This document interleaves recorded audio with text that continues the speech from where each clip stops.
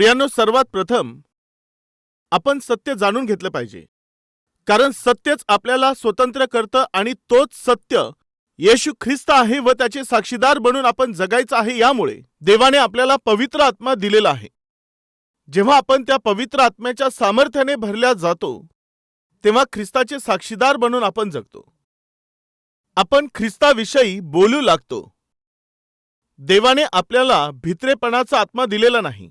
पहा काय म्हटलं तिमोथेचे दुसरे पत्र अध्याय 1 वचन 7 मध्ये, कारण देवाने आपल्याला भित्रेपणाचा नव्हे तर सामर्थ्याचा व संयमनाचा आत्मा दिला आहे. आपल्याला भित्रेपणाचा आत्मा मिळालेला नाही. देवाने आपल्याला जो आत्मा दिलेला आहे, पहिलं तो सामर्थ्याने भरलेला आत्मा आहे. दुसरं तो प्रीतीने भरलेला आत्मा आहे. तिसरं तो संयमनाने भरलेला आत्मा आहे. देवाचा आत्मा जर तुमच्यामध्ये आहे तर तुमचे डोळे तुमच्या ताब्यात राहतील. तुमच्यामध्ये देवाचा आत्मा आहे तर तुमचं बोलणं तुमच्या ताब्यात असेल. जर देवाचा आत्मा आहे तर तुमचे कान हे ताब्यात राहतील. तुमचं शरीर हे ताब्यामध्ये राहील. लक्षात आलं का? आत्मा आत्मा करता आणि स्वतः नियंत्रणात राहत नाही.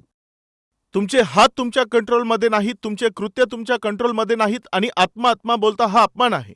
तुम्ही जे पवित्र आत्मा मिळवलेले आहात, तुम्ही कंट्रोलमध्ये राहायचं आहे. आत्म्याच्या फळामध्ये इंद्रिय दमन हे आपल्याला सर्वात शेवटी दिसून येतं, म्हणजे संयमन, सेल्फ कंट्रोल. तुमच्या डोळ्यांना, तुमच्या विचारांना, तुमच्या शरीरांना कंट्रोलमध्ये ठेवतो तोच आहे देवाने दिलेला आत्मा. आज आमच्यात किती लोक सेल्फ कंट्रोल ठेवून जीवन जगत आहेत एकदा विचार करा. देवाने आपल्याला भित्रेपणाचा आत्मा दिलेला नाही, तर त्याने आपल्याला सामर्थ्याचा व संयमनाचा आत्मा दिला आहे. तो आत्मा जेव्हा आमच्यामध्ये असतो तेव्हा आपण देवाचे साक्षीदार बनून जगू. देवाचे साक्षीदार बनून जगणं म्हणजे नेमकं काय आहे? मी सांगितलं ना, मी एक मोठा पापी होतो. पापी कृत्य करत जगत होतो. पापी सवयींचा गुलाम बनून मी जगत होतो. कोणीही मला सुधारू शकलं नाही. कशानेही मी सुधारू शकत नव्हतो. कुटुंबासाठी मी एक ओझं बनलेलो होतो. सर्व समाजात मी बिघडलेला व्यक्ती होतो. माझ्यामुळे कोणीच सुखी राहत नव्हतं. मी कोणालाही आनंद दिला नाही आणि वरून सर्वांसाठी मी रागाचं कारण बनलो. त्यांना मी त्रास देत राहिलो. मी सर्वांना रडवणारा होतो. असं पतित झालेल्या आणि बर्बाद झालेल्या मला प्रभू येशू ख्रिस्ताने एक चांगला मनुष्य त्याने मला बनवलं. ही आहे जी साक्ष तुम्ही दिली पाहिजे. ही आहे जी अनेकांनी तुम्हाविषयी साक्ष दिली पाहिजे. हो, खरं आहे, हा एकेकाळी खूप बिघडलेला होता, वाईट होता, पापी सवयींच्या आहारी गेलेला होता. पण आज हा खूप चांगल्या प्रकारे जगत आहे. आज हा अतिशय चांगला व्यक्ती बनून जीवन जगत आहे. जो बदल त्याच्यात आलेला आहे तो बदल येशू ख्रिस्तावर विश्वास ठेवल्यानंतर आला आहे. ते आम्हाला दिसून येत आहे. असं जर तुम्हाविषयी इतर लोक बोलू शकले तर ही साक्ष आहे आणि हीच देवाची इच्छा आहे. एका गावामध्ये एक भयंकर असा एक गुंड होता. तो ज्याला जे काही मागेल ते त्याने द्यायचं आहे, नाहीतर तो त्यांना मारायचा. तो हातपाय तोडून टाकायचा. यामुळे गावातील लोक त्याने जे मागितलं ते त्याला देत होते. हातपाय तोडेल अशी त्यांना भीती होती. असा मनुष्य एक दिवस अद्भुतरित्या प्रभू येशू ख्रिस्ताच्या द्वारे तो तारला गेला आणि त्याचं जीवन सुधारलं. त्याला तारण प्राप्त झाल्यावर तो अतिशय चांगला मनुष्य बनला. आता तो बदलल्यानंतर एक मनुष्य ज्याच्याकडून त्याने पैसे घेतले होते तो येऊन काय बोलला माहितीये? त्याने त्याची घट्ट कॉलर पकडली आणि कॉलर पकडून, तू देतोस की मार खाशील असं म्हटल्यावर, मी जे पैसे घेतले आहे तुला देऊन टाकेल. तू जर असं अचानक येऊन मागितलंस तर ते कसे देणार? मला कसं जमेल? काही दिवसांचा टाइम दे. दिवस नाही, तास नाही, 2 तास तुझ्याकडे आहे, नाहीतर तुला पाहून घेतो. अशा प्रकारे तो त्याला दमदाटी करू लागला. हा जुनं जीवन सोडून बदलून गेला होता. ज्याच्याकडून पैसे घेतले त्याला याची चांगली माहिती नव्हती. तो जोरजोराने ओरडत होता. तेवढ्यातच एक लंगडा व्यक्ती लंगडत लंगडत पुढे आला व दमदाटी करणाऱ्या, ओरडणाऱ्या त्या व्यक्तीला ढकलून म्हणाला, थांब थांब, अरे तू मला का ढकलत आहे? हा माझे पैसे देत नाहीये. यामुळे त्याला मी धरलं आहे. जो लंगडत आला तो म्हणाला, भाऊ, हा देईल म्हटला ना तर तो निश्चित देईल. अरे तू काय याची साक्ष देत आहे? मीच साक्ष देत आहे. याला चांगलं ओळखत नाही यामुळे कॉलर धरलीस. एकदा मीही ओळखत नव्हतो, मी त्याची कॉलर धरली तेव्हा हा पाय तोडला. यामुळे अजूनही लंगडत फिरत आहे. अशा या दुष्ट व्यक्तीला त्या देवाने सुधारलं आहे, यामुळेच त्याने तुझे हातपाय तोडले नाही. नाहीतर तूही माझ्यासोबत लंगडत चालला असता. हा खरोखर सुधारलेला आहे, यामुळे आज तू जिवंत आहे. ही आहे साक्ष. तुमच्या विषयी जे इतर लोक देत असतात तीच साक्ष आहे. मी विचारत आहे, तुमच्या विषयी कोणाला जर साक्ष द्यावी लागली तर काय साक्ष देतील?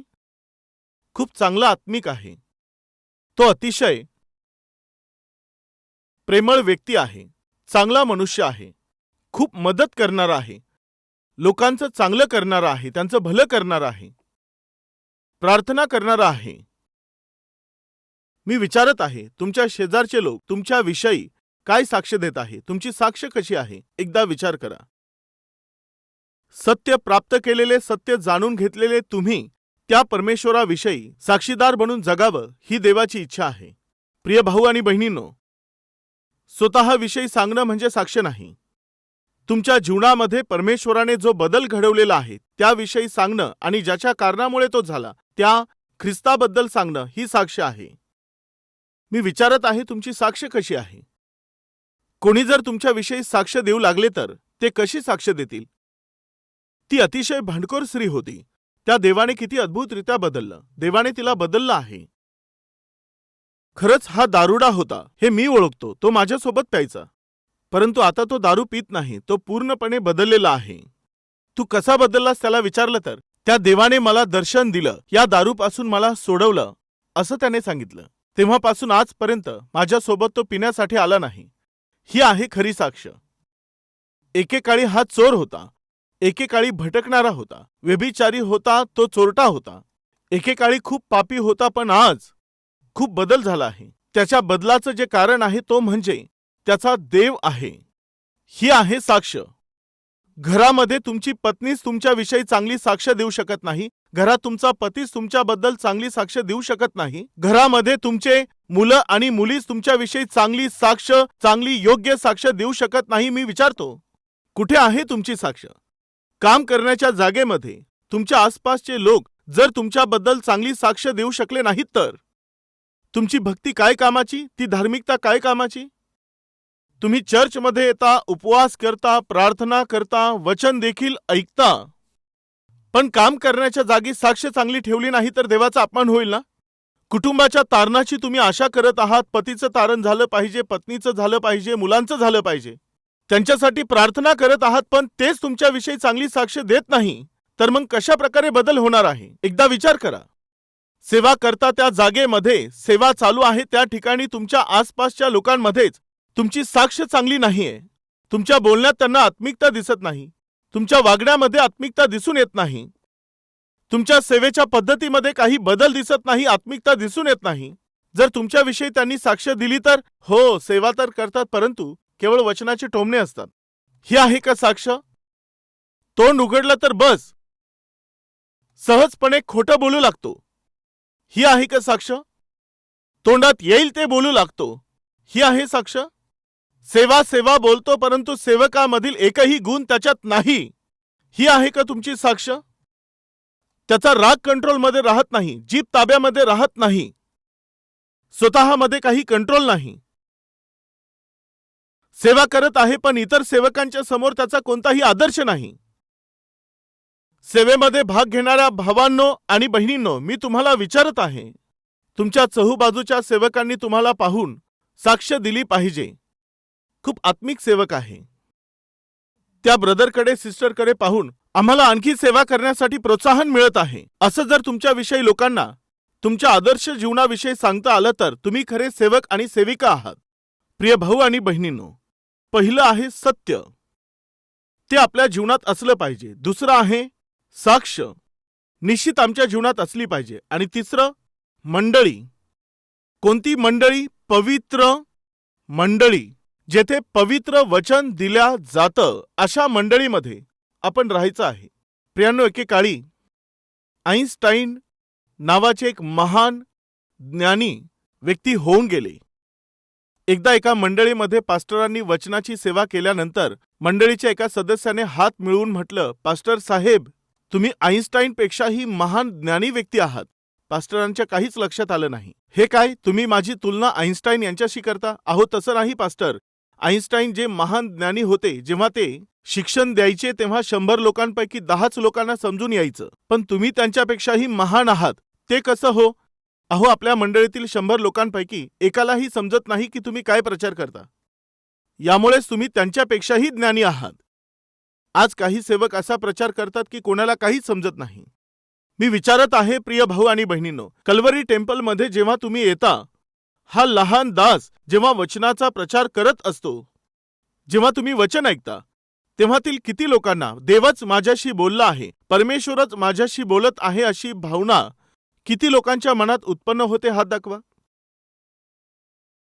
याचं कारण माहीत आहे? या लहान दासामध्ये परमेश्वराचा आत्मा देवाने देऊ केलेला आहे. यामुळे येथे जेव्हा तुम्ही वचन ऐकता तेव्हा त्यामध्ये शुद्धता असते. जेव्हा कल्वरी टेम्पलमध्ये तुम्ही वचन ऐकता त्यामध्ये पवित्रता असते. कल्वरी टेम्पलमध्ये जेव्हा वचन ऐकता तेव्हा ते वचन जसंचे तसं असतं. याचं कारण माहीत आहे? हे पवित्र आत्म्याच्या प्रेरणेद्वारे प्राप्त झालेले संदेश आहेत. केवळ यामुळेच ही एवढी तेजोमय आणि पवित्र अशी मंडळी आहे. यामुळेच दूर दूरवरून हे सत्य वचन ऐकण्यास लोक येथे येतात. देवाच्या मंडळीत, त्याच्या मंडळीत जे मुख्य असलं पाहिजे ते आहे पवित्रते वचन. 25 लोकांपासून सुरू झालेली ही छोटीशी मंडळी आज लाखो लोकांची सदस्य असलेली मंडळी म्हणून जगातील मोठ्या लीडर्सला, जगातील मोठमोठ्या मंडळींना प्रभावित करणारी मंडळी म्हणून देवाने या मंडळीला आशीर्वाद दिला. देवालाच सर्व आदर, सर्व गौरव व सन्मान मिळो. तुम्ही निश्चित एका पवित्र मंडळीचे सदस्य बनले पाहिजेत. जेथे देवाचं वचन पवित्रतेने सांगितलं जातं त्याचे सदस्य बनले पाहिजे. देवाची खरी मंडळी कोणती आहे? जेथे देवाचं सत्य वचन प्रचार केलं जातं तीच आहे. व दुसरं, प्रीती व्यक्त करणारी मंडळी हीच खरी पवित्र मंडळी आहे. व तिसरं, प्रार्थना करणारी मंडळी हीच पवित्र मंडळी आहे. व चौथं, पवित्रतेला वाढविणारी मंडळी हीच पवित्र मंडळी आहे. मी विचारत आहे, जेव्हा तुम्ही कल्वरी टेम्पलमध्ये येता तेव्हा देवाचं वचन, देवाची प्रीती, देवाची प्रार्थना या ठिकाणामध्ये तुम्हाला दिसून येते की नाही? एकदा विचार करा. प्रभूचं वचन, प्रार्थना, प्रीती व पवित्रता या चारही गोष्टी निश्चित कल्वरी टेम्पलमध्ये आम्हाला दिसतात असे बोलणारे हात दाखवा. यस. आमच्यात सत्य असलं पाहिजे, आमच्यात साक्ष असली पाहिजे व आपण पवित्र मंडळीचे सदस्य असलं पाहिजे. पवित्र मंडळीमध्ये असणारे 4 महत्वाचे मूळ स्तंभ कोणते आहेत? पहिलं आहे पवित्र वचन किंवा संदेशरूपी वचन. दुसरं, प्रीती असली पाहिजे. तिसरं, प्रार्थना असली पाहिजे. व चौथं, पवित्रता असली पाहिजे. कल्वरी टेम्पलमध्ये प्रीती राहत आहे हे तुम्हाला ठाऊक आहे. यामुळेच तर ओल्ड एज होम आपण सुरू केलेलं आहे. ज्या आई वडिलांकडे त्यांचे मुलं लक्ष देत नाहीत, घरातून बाहेर काढतात, ज्यांना सोडून दिलेलं आहे, त्यांना आपण आपल्याकडे आणून आई वडिलांसारखं त्यांचा सांभाळ करत आहोत व त्यांना चांगलं जेवण देत आहोत, सुविधा देत आहोत, त्यांना उपचार देत आहोत. हे सर्व का करत आहोत माहीत आहे? प्रीती आहे यामुळे. प्रेम करणारी मंडळी आहे यामुळे तर प्रियांनो कोविडमध्ये आपण एवढी सेवा केलेली आहे. ही प्रीती करणारी मंडळी आहे यामुळेच तर आपल्या टेम्पलमध्ये जर कोणी आजारी पडलं तर बाहेर जाऊन हजारो रुपये खर्च करून उपचार घेणं अवघड असतं. यामुळे सुंदर असं हे हॉस्पिटल बांधण्यात आलेलं आहे. लाखो खर्च करून मुलांना शिकवणं शक्य नाहीये. यामुळेच तर आपण कल्वरी टेम्पल स्कूलची स्थापना केलेली आहे. रविवारी तुम्ही दूरवरून येत असता, कधी कधी उपाशी येता. यामुळेच तर जवळपास 2 लाखांपेक्षाही अधिक लोकांना कल्वरी टेम्पलमध्ये जेवणाची व्यवस्था आपण केली आहे. सो खरी आणि योग्य मंडळी कोणती माहीत आहे? जी देवाच्या वचनाचा प्रचार करते, जी प्रीती व्यक्त करते, जी प्रार्थना करणारी आहे, एकमेकांसाठी प्रार्थना करणारी व पवित्रतेला वाढविणारी आहे ही आपली मंडळी.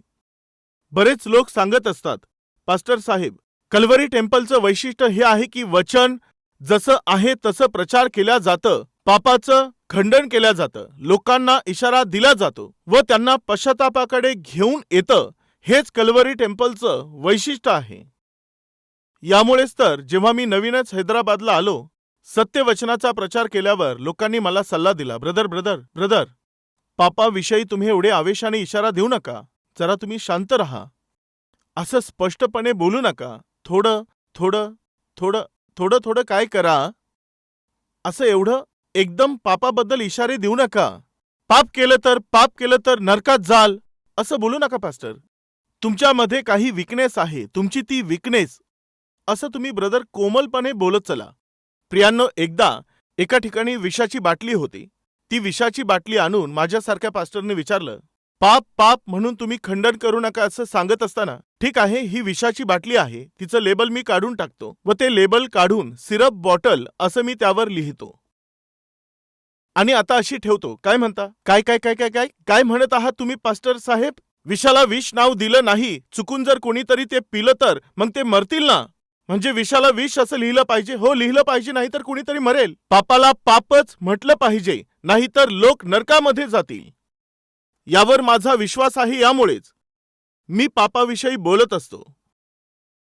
जेव्हा पवित्र आत्मा येईल तेव्हा तो पापाविषयी व तसंच न्यायाविषयी व पुढे तसंच तो जगाविषयी तो आत्मा खात्री करेल.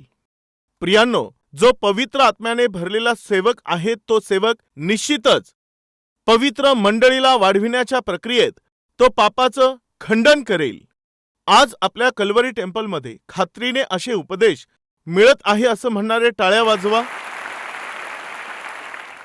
खरा व योग्य आत्मिक व्यक्ती कोण आहे सांगायचं तर, ज्याच्यामध्ये सत्य आहे, ज्याची साक्ष चांगली आहे आणि जो पवित्र मंडळीचा सदस्य आहे. आज मी विचारत आहे, काय तुमच्यामध्ये सत्य आहे? तो सत्यच प्रभू येशू ख्रिस्त आहे. काय तुमच्यात साक्ष आहे का? तुमच्या साक्षीचा जो आधार आहे तो प्रभू येशू ख्रिस्त आहे.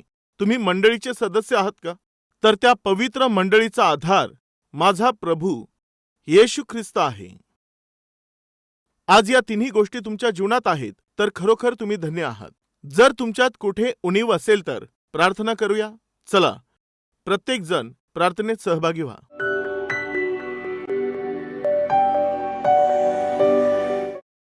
परमेश्वरा, तुझ्याविषयी जाणणं हेच खरं स्वातंत्र्य आहे.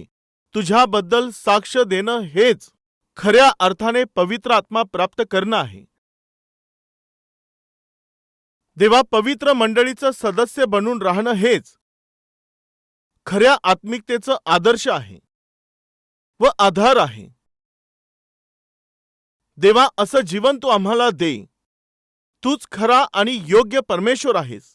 तू आम्हावर जीवापाड प्रेम केलंस, तुझे आभार मानतो. तुझा प्राण तू आम्हासाठी दिलास, त्याकरिता स्तुती करतो. प्रभू येशू, आम्ही तुझ्यासारखंच या भूतलावरती जोपर्यंत जिवंत आहोत तुझ्यासारखं जगता यावं अशी कृपा तू आम्हावर कर. देवा, तुझ्या मंडळीमध्ये परमेश्वरा तुझं वचन, तुझी प्रीती व प्रार्थना व पवित्रता आमच्यातील प्रत्येकामध्ये देवा तू भरपुरीने दे. पवित्र पिता, सर्व अशुद्धतेला तू आम्हापासून दूर कर. आम्हाला तू पवित्रता दे. देवा, प्रीतीमध्ये जीवन जगावं अशी आत्मिकता तू दे. प्रार्थनामय असं जीवन तू आम्हाला दे. आम्ही तुझं वचन पाळत असावं, त्यावर आम्ही मनन करावं, यासाठी तुझी कृपा दे. आमच्या कुटुंबांमध्ये ज्यांचं तारण झालेलं नाही, परमेश्वरा त्यांचं तारण तू कर. तुझ्या समोर पूर्णपणे आम्ही समर्पित होऊन तुझ्या अधीन व्हावं असं मन तू आम्हाला दे. पश्चातापी अंतःकरण तू आम्हाला दे. देवा, तुझं गौरव करता यावं असं जीवन तू आम्हाला दे. आम्ही अधिक प्रार्थनेमध्ये, अधिक पवित्रतेमध्ये, अधिक प्रीतीमध्ये व अधिक तुझ्या वचनामध्ये आम्ही वाढत जावं यासाठी सहाय्य कर. सर्व गौरव तुला देतो, सर्व आदर तुला देतो. प्रभू तुझी स्तुती करतो. सर्व धन्यवाद तुला देऊन येशूच्या नावाने प्रार्थना मागतो बापा. आमेन.